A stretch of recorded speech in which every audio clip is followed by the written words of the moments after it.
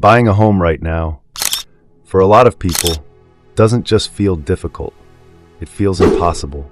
You scroll through listings, you look at the prices, and something doesn't add up. Homes that once seemed within reach are now far beyond what most people expected. And if you've been paying attention over the past few years, you've probably noticed the shift. Because between 2020 and early 2022, something changed in Canada. Prices didn't just rise, they surged. In cities like Toronto and Vancouver, demand exploded, driven by low interest rates, increased savings during lockdowns, and a sudden push for more space. People wanted homes, and they wanted them fast. But then, everything shifted again. In 2022, interest rates began rising, quickly, one of the fastest increases in decades. And suddenly, what felt competitive became overwhelming. Monthly payments jumped, borrowing power dropped, and many people who were ready to buy were pushed to the sidelines. Now listen to the conversations today, and you'll hear the same thing repeated over and over. It's too late. The market is broken. Home ownership is out of reach. And when you hear that enough, it starts to feel like a final conclusion, like the door is closed. But here's the part most people don't stop to ask. Is that the full story, or just the most visible part of it? Because while all of this has been happening, something else has been shifting quietly beneath the surface. Not obvious, not headline-worthy, but real. And once you see it, you begin to realize something important. The opportunity didn't disappear, it moved. Now before we go deeper into that, I want you to think about your own situation. Have you looked at the market recently? Have you felt that moment where something that once felt possible suddenly didn't?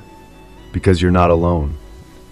And understanding what changed is the first step to seeing what's still possible.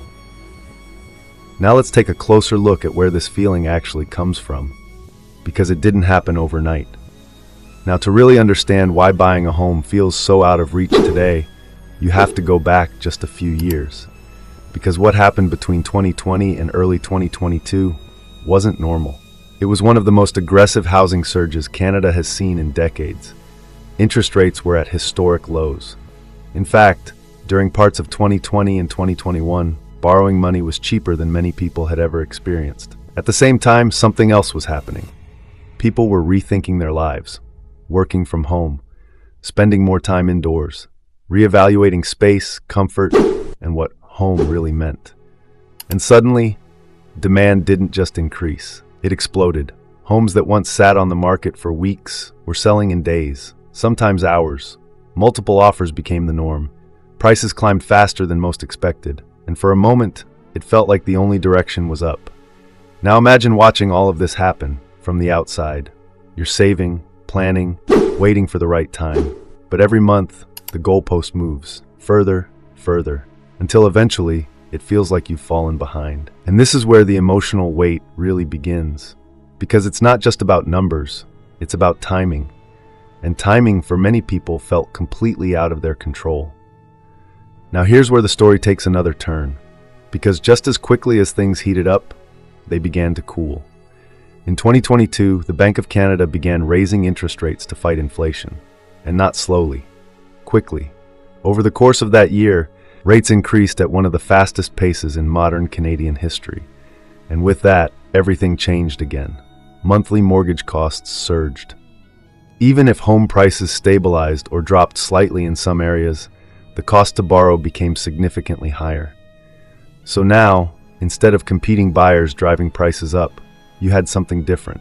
Hesitation, uncertainty, people stepping back, trying to figure out what to do next. And this is where many people are today, caught between two realities. On one side, prices that rose too fast. On the other, interest rates that made borrowing harder. And right in the middle, a feeling that something doesn't make sense. Now here's where most people stop the story. They look at these two pressures and they conclude, there's no way in. But what if that's not entirely true? Because while the pressure is real, the market itself hasn't disappeared. It's changing. And when something changes, it creates new conditions, new patterns, new openings. But you only see them if you're looking in the right place. Because while many people are still focused on what the market used to be, others have already started adjusting to what it is now. And that shift, is where the story becomes very different.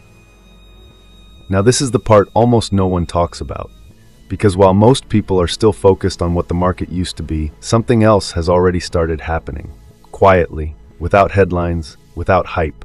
The opportunity shifted, not disappeared, moved. And if you've only been looking at places like Toronto or Vancouver, it's easy to miss it completely, because those cities tell one story, but they don't tell the whole story. Now watch this. Between 2020 and 2023, as remote work became more accepted and flexible, people began making different decisions. Instead of asking, "Where do I have to live?" they started asking, "Where do I actually want to live?" And that single shift changed everything. Smaller cities began to grow. Towns that had been overlooked for years started seeing new demand. Places where homes were still within reach started to matter again. And here's the key detail most people miss. When demand spreads out, pressure changes. It doesn't disappear, but it redistributes. Now think about what that means. If everyone is chasing the same 2 or 3 cities, prices skyrocket. Competition becomes extreme. But if people begin spreading across multiple regions, suddenly there are more entry points, more options, more flexibility. And that's exactly what started happening. Now, this doesn't mean every small town became cheap overnight or that everything suddenly became easy. But it does mean this. The idea that there's no way in isn't entirely true. It's just not where most people are looking. And this is where the emotional side of the story becomes important. Because when something feels impossible, most people stop searching. They stop exploring options. They assume the door is closed.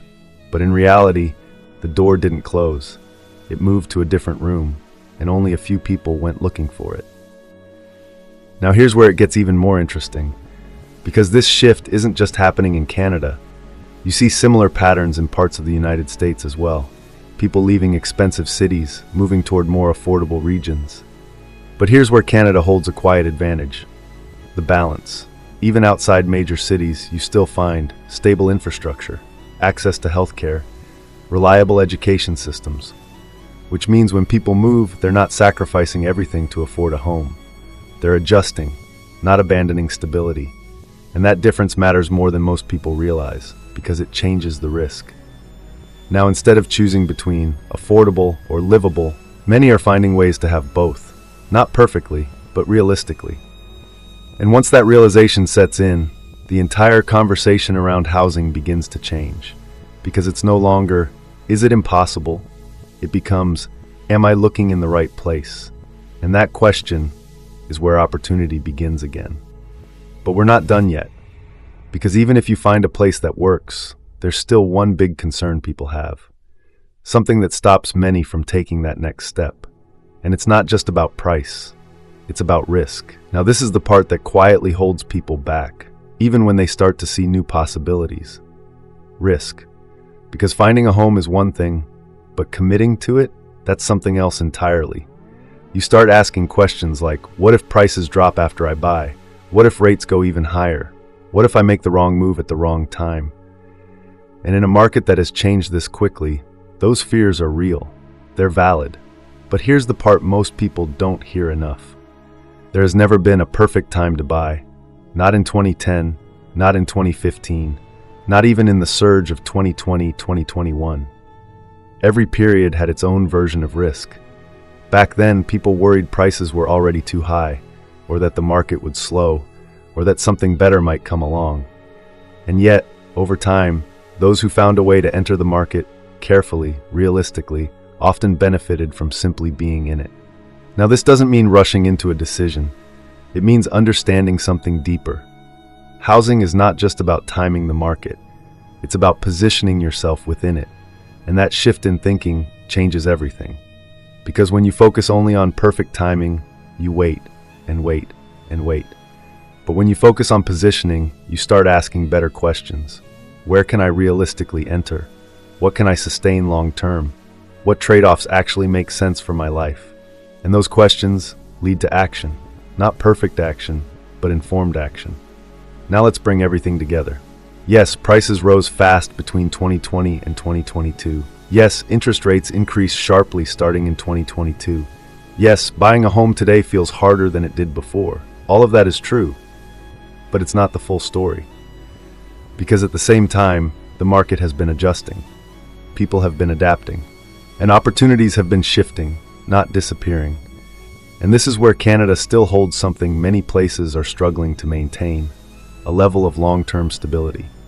Not perfect, but structured, predictable, supported by systems that, despite pressure, continue to function.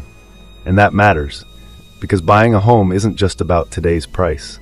It's about the life you build around it, the environment, the community, the future you're stepping into. And when you look at it that way, the conversation changes.